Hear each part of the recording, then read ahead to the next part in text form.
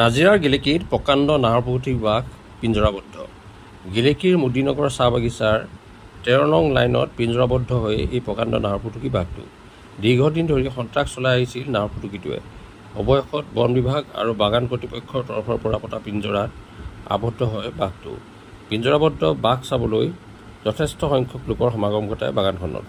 বন বিভাগে পিঞ্জৰাবদ্ধ নাহৰফুটুকী বাঘটো উদ্ধাৰ কৰিছে যদিও ক'ত মুকলি কৰি দিব বৰ্তমানেও জানিব পৰা হোৱা নাই। Bureau' report, Patkai TV.